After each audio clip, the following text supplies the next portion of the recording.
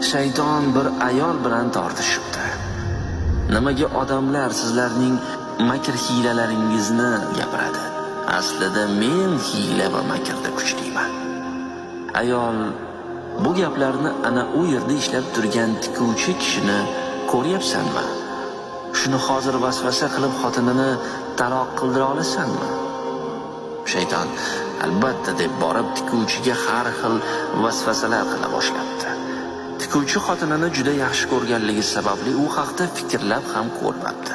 Shayton shunda noumid bo'lib qaytibdi. Keyin ayol, endi sen qarab tur. Ayol borib tikuvchiga debdi, menga eng chiroyli matodan bir narsa tikib bering.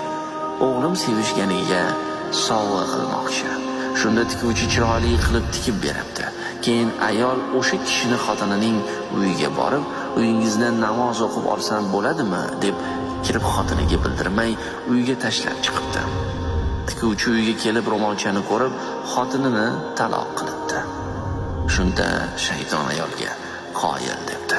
Ayol shoshmay tur, endi bir gap bilan uning xotinini qaytaraman debdi. Shayton bo'lishi mumkin emas. Agar aybingni bo'yningga olsang, o'zing baloga qolasan. Ayol qarab tur. So'ngra ayol tikuvchiga borib debdi, menga kecha tikib bergan ro'molchani o'zidan yana qilib bering. Kecha bir bechora xotinnikida namoz o'qib, esimdan chiqibdi. Qaytishga uyaldim.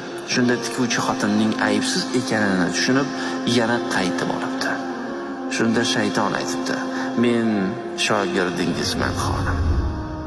Izoh: bu zarbul masal bo'lsa-da, haqiqati to'g'ridir.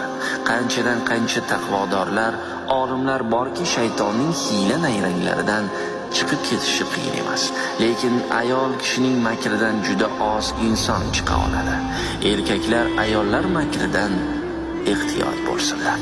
Shuning uchun Rasululloh ummatim erkaklariga o'zimdan keyin ayollardan ko'ra zararliroq fitnani qoldirmadim deydilar.